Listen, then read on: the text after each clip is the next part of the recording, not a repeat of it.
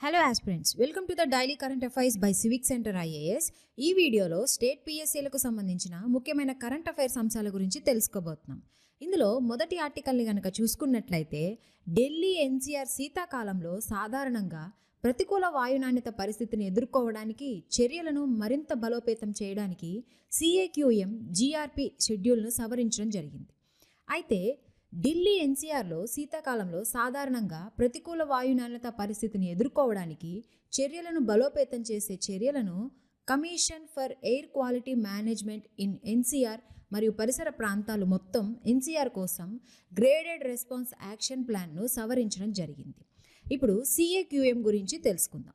సిఏక్యూఎం అంటే commission for air quality management.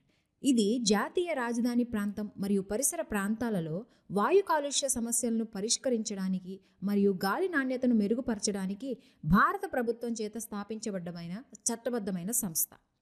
ఈ ప్రాంతంలో వాయు కాలుష్యాన్ని నియంత్రించడానికి మరియు తగ్గించడానికి వ్యూహాలు, చర్యల అమలును రూపొందించడం మరియు వాటిని పర్యవేక్షించడం లక్ష్యంగా ఈ కమిషన్ను ఏర్పాటు చేయడం జరిగింది. అయితే ఇప్పుడు సిఏక్యూఎం ఏర్పాటు గురించి తెలుసుకుందాం. నేషనల్ క్యాపిటల్ రీజియన్ అండ్ పరిసర ప్రాంతాల్లో commission for air quality management act 2021 ద్వారా కమిషన్ ఫర్ ఎయిర్ క్వాలిటీ మేనేజ్మెంట్ను ఏర్పాటు చేయడం జరిగింది. ముఖ్యంగా ప్రపంచంలోనే అత్యంత కలుషితమైన గాలిని కలిగి ఉన్న ఢిల్లీ ఎన్సీఆర్ ప్రాంతంలో వాయు నాణ్యత క్షీణించడంపై పెరుగుతున్న ఆందోళనకు ప్రతిస్పందనగా ఇది ఉనికిలోకి రావడం జరిగింది. ఇప్పుడు సిఏక్యూఎం యొక్క లక్ష్యాల గురించి తెలుసుకుందాం. ఇందులో మొదటిది వాయు నాణ్యతను మెరుగుపరచడం. అంటే జాతీయ రాజధాని ప్రాంతం మరియు దాని పరిసర ప్రాంతాల్లో గాలి నాణ్యతను మెరుగుపరచడానికి చురుకైన దిద్దుబాటు చర్యలు తీసుకోవడం ఇందులో ఉన్నటువంటి భాగం. రెండవది సమన్వయ విధానం. ఇందులో భాగంగా వాయు కాలుష్యాన్ని నియంత్రించడంలో నిమగ్నమైన వివిధ రాష్ట్ర ప్రభుత్వాలు, మంత్రిత్వ శాఖలు, ఏజెన్సీల ప్రయత్నాలను సమన్వయం చేయడం ఇందులో భాగంగా ఉంది. మూడవది పరిశోధన మరియు డేటా సేకరణ. ఇందులో భాగంగా వాయు నాణ్యత నిర్వహణపై పరిశోధనను ప్రోత్సహించడం మరియు వాయు కాలుష్యానికి సంబంధించిన డేటాను సేకరించడం వంటివి జరుగుతుంది. నాలుగవది విధానాల అమలు. ఇందులో వాయు నాణ్యత ప్రమాణాల అమలును పర్యవేక్షించడం మరియు కాలుష్యాన్ని అరికట్టడంలో తీసుకున్న చర్యలు సమర్థవంతంగా ఉన్నాయా లేదా అని ధృవీకరించడం జరుగుతుంది. ఇకపోతే చివరిది ప్రజా అవగాహన మరియు నిమగ్నత.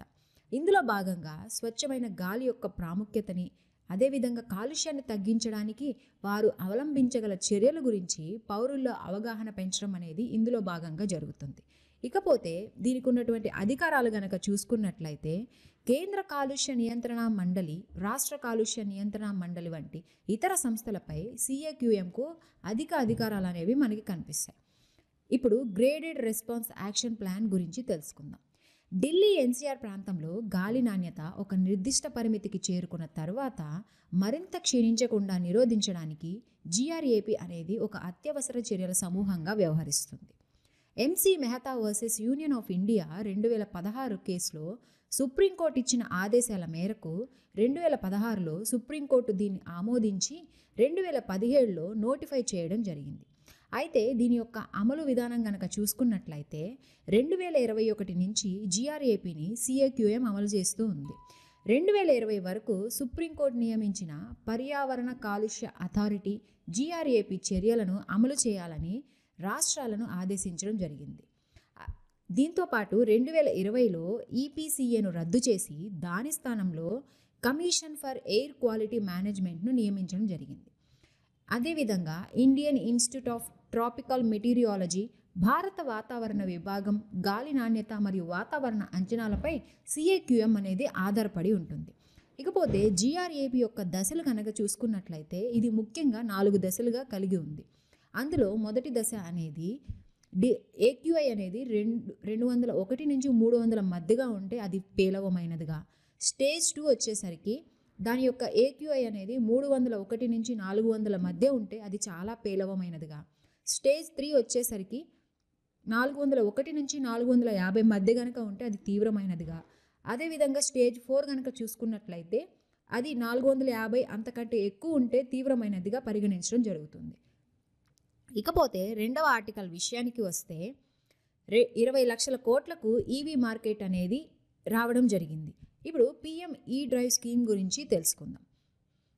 10,900 కోట్ల ఆర్థిక కేటాయింపుతో 2024 అక్టోబర్ 1న ప్రారంభించిన పిఎం ఈ డ్రైవ్ స్కీమ్ 2026 మార్చి 31 నాటికి భారతదేశంలో ఎలక్ట్రిక్ వాహనాల స్వీకరణను పెంచాలని లక్ష్యంగా పెట్టి ఈ పథకం ఎలక్ట్రిక్ వాహనాల మౌలిక సదుపాయాల అభివృద్ధికి మద్దతు ఇస్తూ దేశీయ ఎలక్ట్రిక్ వాహనాల తయారీ పర్యావరణ వ్యవస్థను ప్రోత్సహిస్తూ ఉంటుంది. ఇది భారతదేశం యొక్క ఆత్మనిర్భర్ భారత్ విజన్ 2070 కోసం నెట్ జీరో ఉద్గారాలకు లక్ష్యంగా ఇది పనిచేస్తూ ఉంటుంది. ఇకపోతే పిఎం ఈ డ్రైవ్ యొక్క లక్ష్యాలు గనక చూసుకున్నట్లయితే ఎలక్ట్రిక్ వాహనాల స్వీకరణను వేగవంతం చేయడం, అంటే ఇందులో ప్రజా రవాణాపై దృష్టి సారించి ఎలక్ట్రిక్ వాహనాలను సామూహికంగా స్వీకరించడాన్ని ప్రోత్సహిస్తుంది.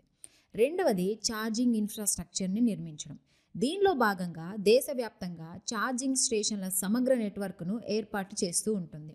ఇకపోతే మూడవది ఎలక్ట్రిక్ వాహనాల తయారీని బలోపేతం చేయడం. ఇందులో భాగంగా దేశీయ ఎలక్ట్రిక్ వాహనాల ఉత్పత్తి మరియు సరఫరా గొలుసుల మెరుగుదల కోసం దశలవారీ తయారీ కార్యక్రమాన్ని అభివృద్ధి చేస్తూ ఉంటుంది. నాలుగవది పర్యావరణ లక్ష్యాలు. ఇందులో భాగంగా రవాణా సంబంధిత ఉద్గారాలను తగ్గించడం, దాంతోపాటు గాలి నాణ్యతను మెరుగుపరచడం అనేది భాగంగా ఉంటాయి. ఇకపోతే ఈ పథకం యొక్క ముఖ్య భాగాలు కనుక చూసుకున్నట్లయితే ఇందులో మొదటిది డిమాండ్ ఇన్సెంటివ్లకు సబ్సిడీలు ఇవ్వడం. ఇందులో భాగంగా ఈ 2 వీలర్స్, ఈ 3 వీలర్స్, ఈ అంబులెన్స్లు, ఈ ట్రక్కులు, ఈ బస్సులు వంటి ఈవీ కేటగిరీలకు ఇది సపోర్ట్ చేస్తూ ఉంటుంది. రెండవది మూలధన ఆస్తులకు గ్రాంట్లు. ఇందులో భాగంగా ఎలక్ట్రిక్ బస్సులకు నిధుల సేకరణ, ఛార్జింగ్ స్టేషన్ల అభివృద్ధి, టెస్టింగ్ సౌకర్యాల అప్గ్రేడ్లు అనేవి ఉంటాయి. మూడవది పరిపాలన మరియు అవగాహన. ఇందులో information, education and communication activities, project management ఫీజులు అనేవి ఉంటాయి. నాలుగవది పెరిగిన ఎలక్ట్రిక్ వాహనాల అమ్మకం. ఇందులో భాగంగా భారీ పరిశ్రమల మంత్రిత్వ శాఖ పిఎం ఈ డ్రైవ్ కింద గణనీయమైన అమ్మకాల పెరుగుదలను నివేదించడం జరిగింది.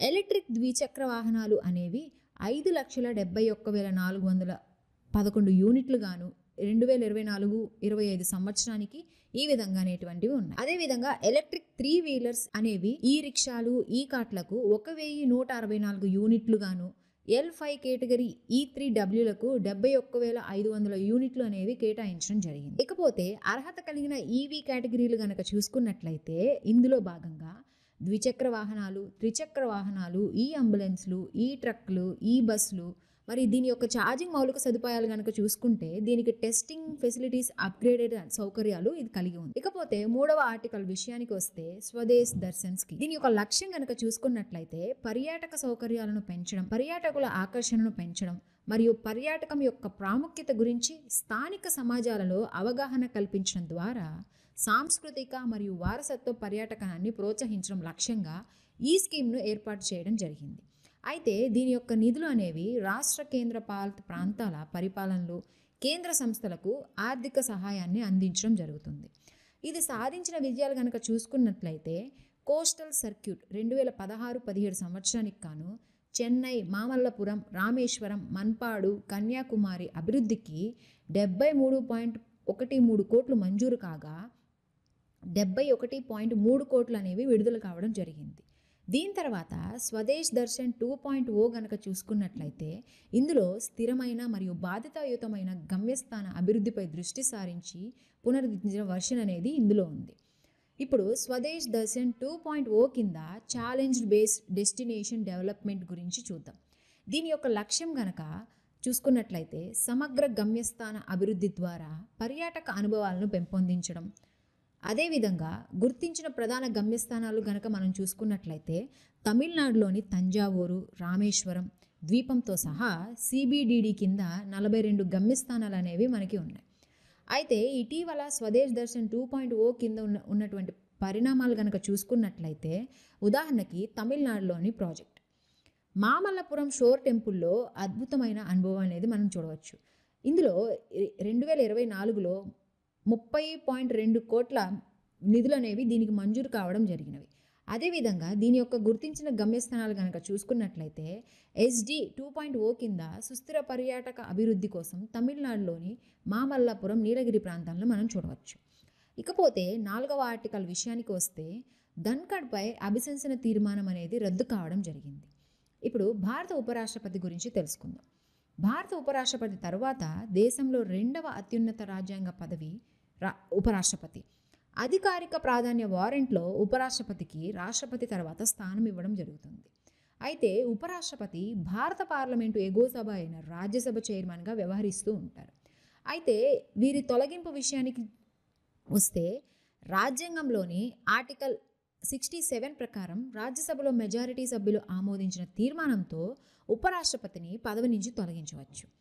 అంతేకాకుండా ప్రజాసభ లేదా లోక్సభ కూడా ఈ తీర్మానానికి అంగీకరించాల్సి ఉంటుంది. అయితే రాజ్యసభలో అప్పటి సభ్యులందరి మెజారిటీ ఆమోదించి లోక్సభ ఆమోదించిన తీర్మానం ద్వారా ఆయన్ని తొలగించవచ్చు.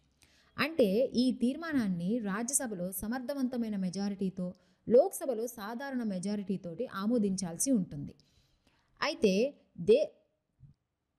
ఇక్కడ గమనించాల్సిన విషయం ఏంటంటే భారతదేశంలో సమర్థవంతమైన మెజారిటీ ఒక రకమైన ప్రత్యేక మెజారిటీ మాత్రమే.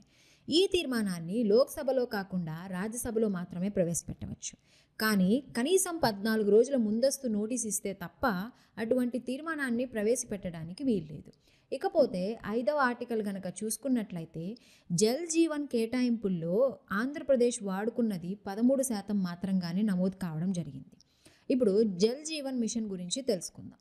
జల్ జీవన్ మిషన్ 2019 ఆగస్టు 15న ప్రతిష్టాత్మక లక్ష్యంతో ప్రధాని నరేంద్ర మోదీ చేతుల మీదుగా ప్రారంభించడం జరిగింది. అయితే ప్రారంభ సమయానికి కేవలం 3.23 కోట్లు మాత్రమే ఉన్నారు. 2024 నాటికి ప్రతి గ్రామీణ గృహాలకు కుళాయి నీటి కనెక్షన్లు అందించడం ద్వారా ఈ అంతరాన్ని పూడ్చడమే ఈ మిషన్ అనేది లక్ష్యంగా పెట్టుకోవడం జరిగింది. అయితే దీని యొక్క లక్ష్యం కనుక చూసుకున్నట్లయితే ప్రస్తుతం ఉన్నటువంటి నీటి సరఫరా వ్యవస్థలు మరియు నేరుగా 19 కోట్లకు పైగా గ్రామీణ కుటుంబాలకు అనేది ఈ పథకం ద్వారా లబ్ధి చేకూరుతూ ఉంది. అయితే ఈ మిషన్ కమ్యూనిటీ అప్రోచ్ మీద ఆధారపడి ఉంటుంది. తద్వారా ఇది ప్రతి ఒక్కరి ప్రాధాన్యతగా ఇది మారుతూ ఉంటుంది. అయితే దీని యొక్క లక్ష్యాలు గనక చూసుకున్నట్లయితే 2024 నాటికి గ్రామీణ భారతదేశంలోని అన్ని గృహాలకు వ్యక్తిగత గృహ కుళాయి కనెక్షన్ల ద్వారా సురక్షితమైన మరియు తగినంత తాగునీటిని అందించాలని ఇది లక్ష్యంగా పెట్టుకుంది. ఇది నీటికి కమ్యూనిటీ విధానంపై ఆధారపడి ఉంటుంది. అంతేకాకుండా ఈ మిషన్ యొక్క కీలక భాగంగా విస్తృతమైన సమాచారం, విద్య, కమ్యూనికేషన్ను కలిగి ఉంటుంది. అయితే జల్ శక్తి మంత్రాలయం కింద తాగునీరు, పారిశుద్ధ్య శాఖ అనేది దీనికి నోడల్ మంత్రిత్వ శాఖగా వ్యవహరిస్తూ ఉంటుంది. అయితే ఈ పథకం యొక్క వ్యూహాన్ని గనక చూసినట్లయితే వర్షపు నీటి సంరక్షణ, భూగర్భ జలాల రీఛార్జ్ మరియు వ్యవసాయంలో పునర్వినియోగం కొరకు గృహ, మురుగునీటి నిర్వహణ వంటి వనరుల సుస్థిరత కొరకు స్థానిక మౌలిక సదుపాయాల కల్పనతో సహా స్థానిక స్థాయిలో నీటి యొక్క సమీకృత డిమాండు, సరఫరా సైడ్ మేనేజ్మెంట్పై ఈ మిషన్ అనేది దృష్టి పెట్టడం జరిగింది. అయితే దేశవ్యాప్తంగా సుస్థిర నీటి సరఫరా నిర్వహణ లక్ష్యాలను సాధించడానికి ఈ మిషన్ ఇతర కేంద్ర, రాష్ట్ర ప్రభుత్వ పథకాలతో కలిసిపోతూ ఉంటుంది. అదేవిధంగా దీని యొక్క ఫండింగ్ ప్యాటర్న్ కనుక చూసుకున్నట్లయితే కేంద్ర, రాష్ట్ర ప్రభుత్వాల మధ్య 50:50% గాను ఉంటుంది. అయితే హిమాలయ, ఈశాన్య రాష్ట్రాలకు 90:10% గాను, కేంద్ర పాలిత ప్రాంతాల విషయానికి వస్తే 100% నిధులను కేంద్ర ప్రభుత్వమే సమకూర్చడం జరుగుతూ ఉంటుంది. మరికొన్ని కొత్త అంశాలతోటి రేపటి వీడియోలో మళ్ళీ కలుసుకుందాం. Thank you.